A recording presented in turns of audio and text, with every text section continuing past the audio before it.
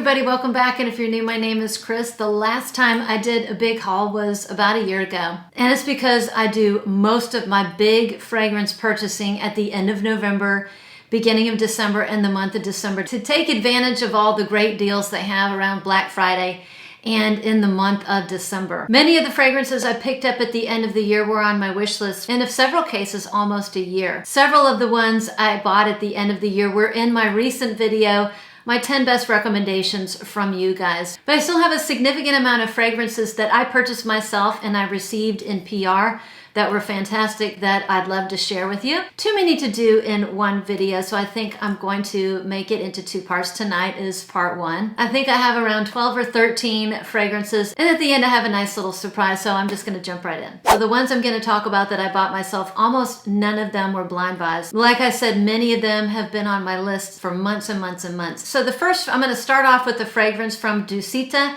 and I picked up several fragrances from Dusita because I took advantage of some fabulous sales that were going on. I think I picked up all my Dusitas from fragrancebuy.ca and I got a great deal. You're gonna see several Dusitas tonight and on the next video. The one I just randomly picked up is Le Paviillon d'Or. I got the Discovery set almost a year ago. My friend Yulia sent it to me and I took advantage of going through the Discovery set, going back and forth, which bottles I wanted. I started off with only wanting 2 bottles and then I ended up, I think I got 5 or 6 because the sales were so unbelievable.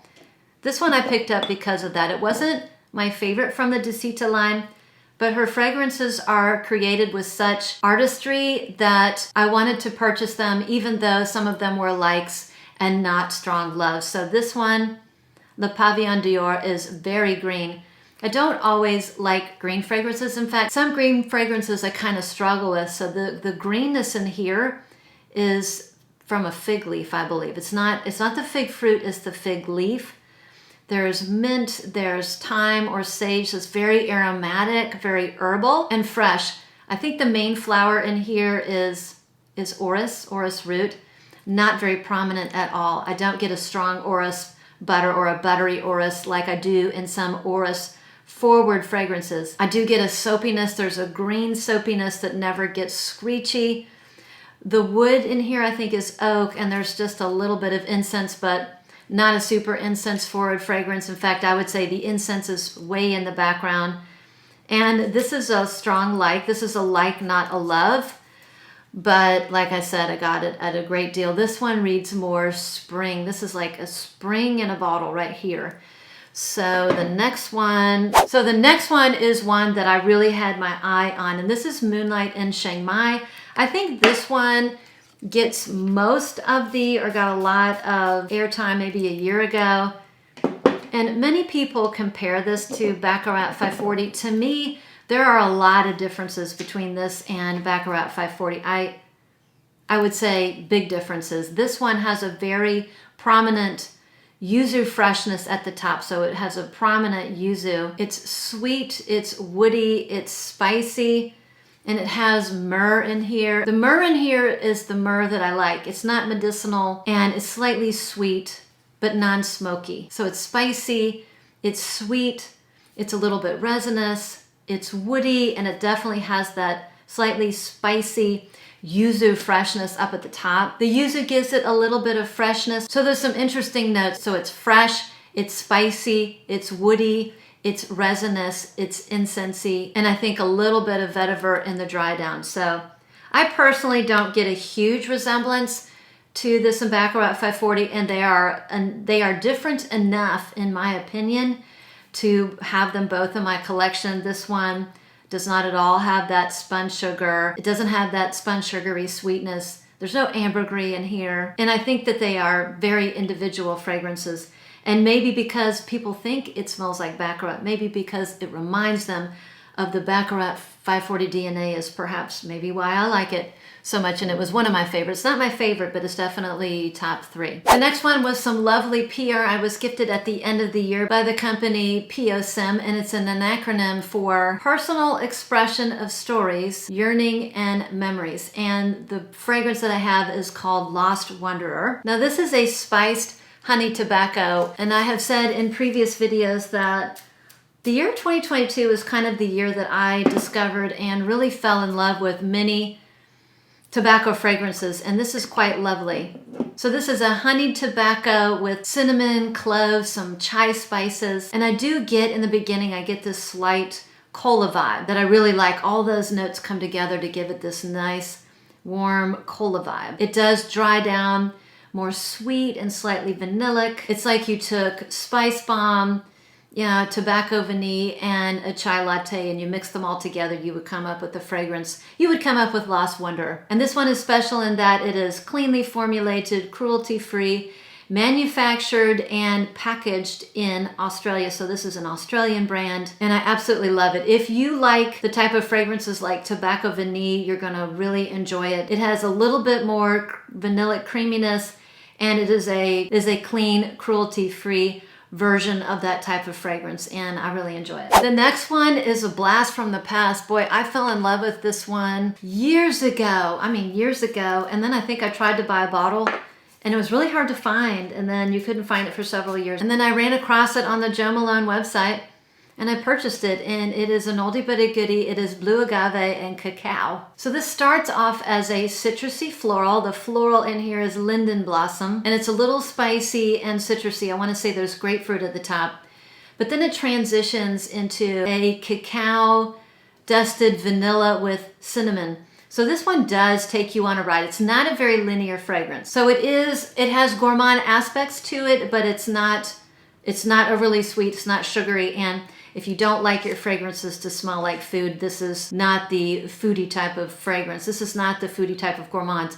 The fresher notes do kind of overpower some of the more gourmand notes, the cacao and the vanilla, but it's still quite lovely. And as far as a Joe Malone fragrance goes, the longevity is decent. I would call it decent. It's not a monster, but it's decent. I would put it right at the moderate mark. So I'm glad I finally picked up this fragrance after really discovering it and liking it many, many years ago. The next one is another clean house that I discovered on Instagram. If you want to discover all sorts of interesting fragrance houses that fly under the radar, Instagram is a great place to discover them. And I discovered the house of Zimmer. And the fragrance I hold in my hand is called Alchemy. Now I purchased two. You'll see the other one in part 2 of my haul. This whole house, there wasn't one in the house that I didn't like. And I have a feeling I will be purchasing a third bottle when the weather starts to warm up. I liked every single one of them in the line. There wasn't one I didn't like. Smoke and Roses smells a little bit similar to like Gentle Fluidity Gold and Intense Cafe. That's the only reason I haven't purchased it yet, but all 4 of them are amazing. They're cleanly formulated. Another brand from Australia, and this is one of their warmer fragrances. This is a gorgeous boozy, sweet, boozy, ambery fragrance. So this one has been my winter go-to from their line. I've probably worn it a handful of times, which for me is a lot, and I think I just got this in December. This has tonka, clove, pink pepper, suede, and I want to say like anise. And I would consider it a clean gourmand. What I get mostly is a boozy, spiced tonka sandalwood.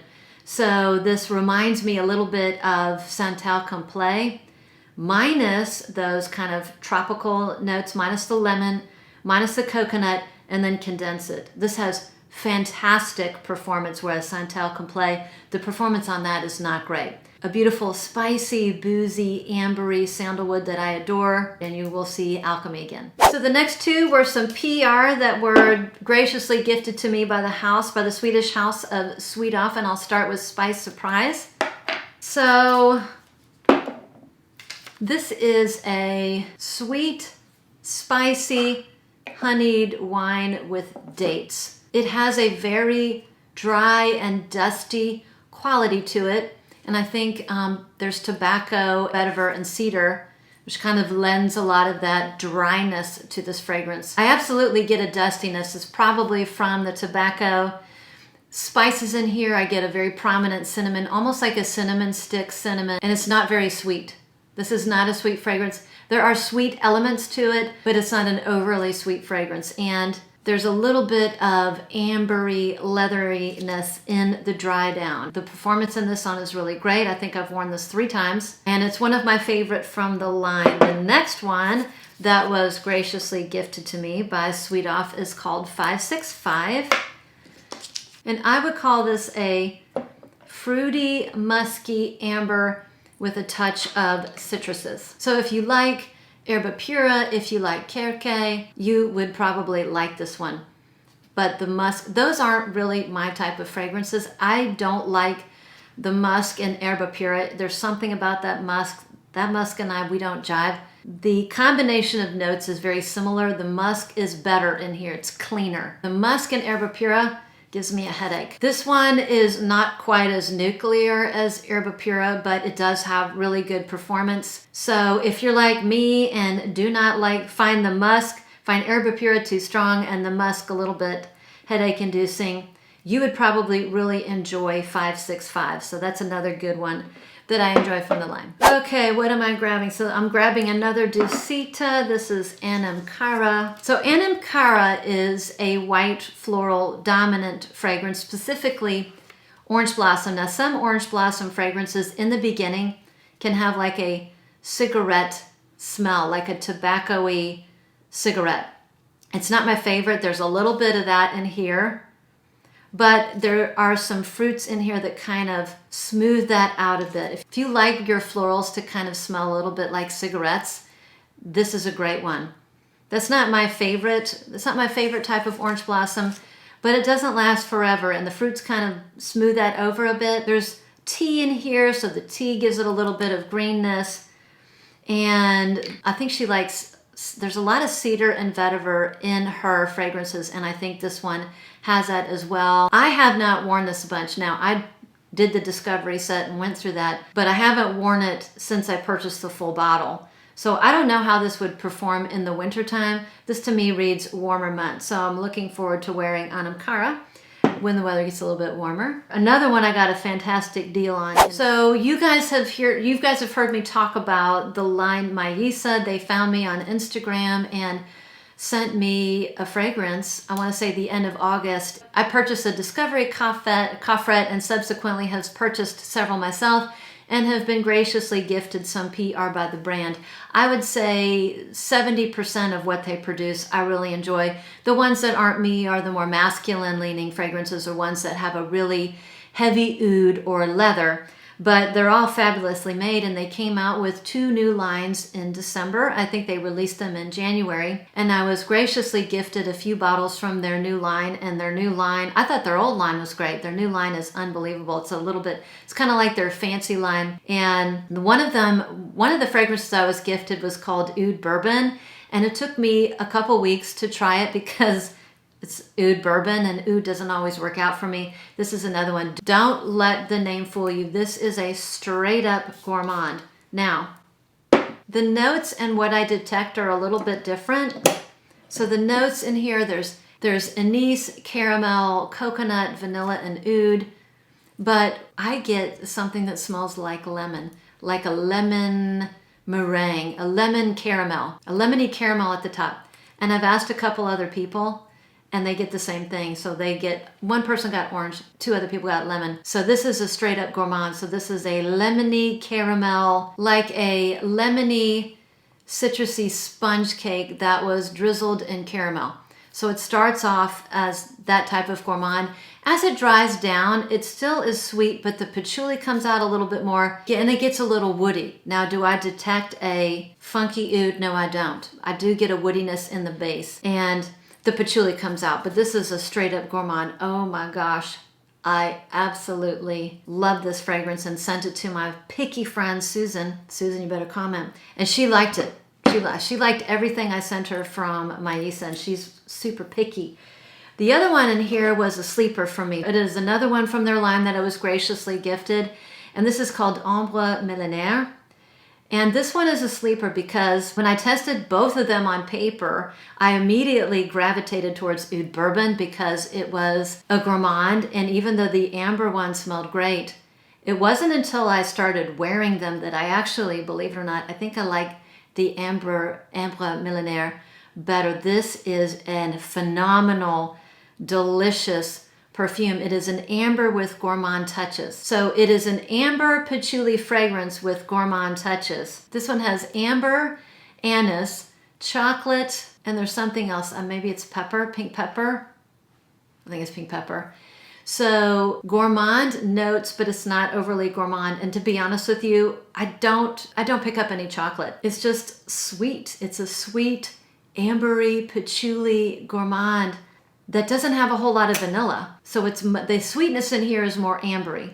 So this is non-foodie. It's a non-foodie amber with gourmand touches. So I would have never known that chocolate was in here if I didn't read it in the notes. I'm not a big fan of licorice in fragrances, but the anise in here, I don't detect it as being overly licorice-like. Everything's just kind of blended together to make this sweet amber fragrance that's gourmand and not overly vanillic.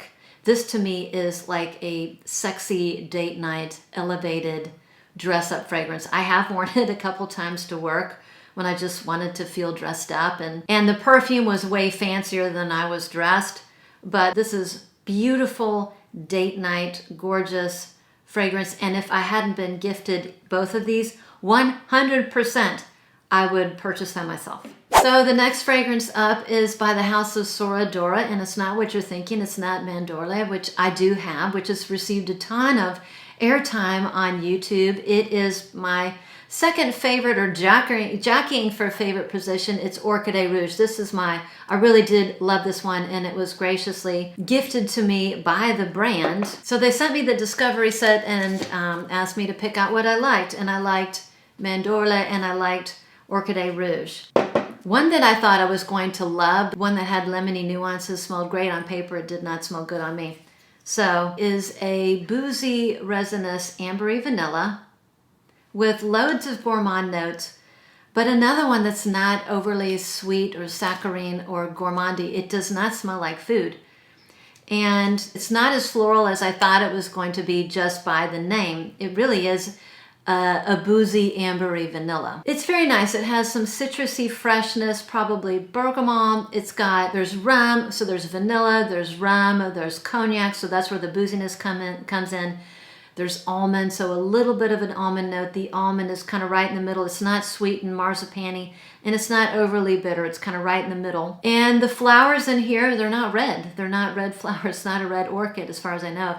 I think it's heliotrope and ylang ylang.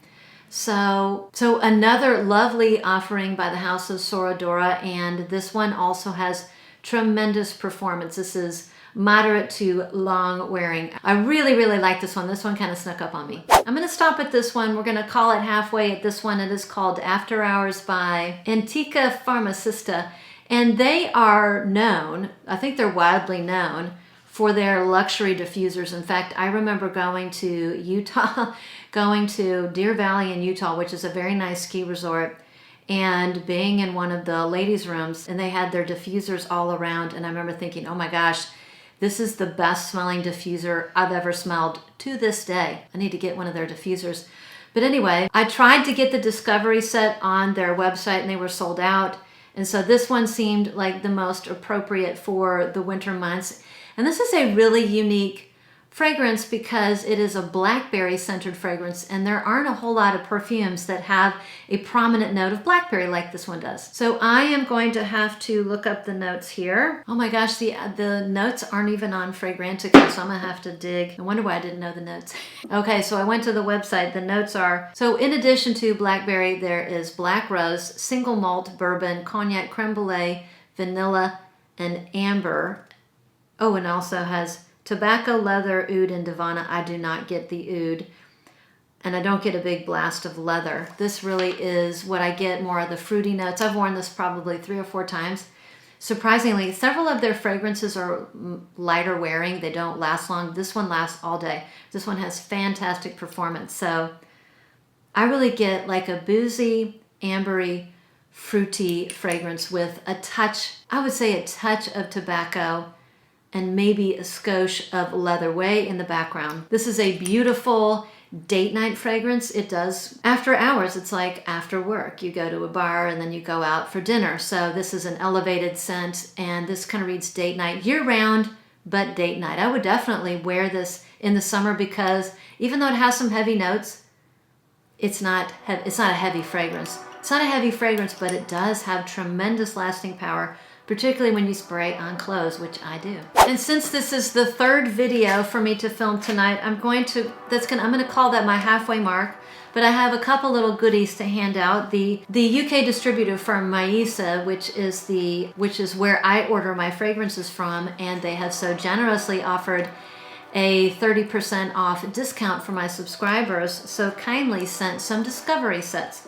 So I have some discovery sets here for my subscribers to give to you. So if you're interested, and this is from their brand new line. So if you're interested in the discovery sets, put your name down. I have 4 people I will be sending them to. If you're interested in any of these discovery sets, I will give it to 4 winners in a random drawing. So if you're interested in trying out this house, which I strongly do, because it's been one of my favorite fragrance house discoveries of last year or of the past several years. And this is a great way to try their house so you don't have to blind buy, because you know I'm totally against blind buying. And for me, the year of 2023 is the year of no blind buying.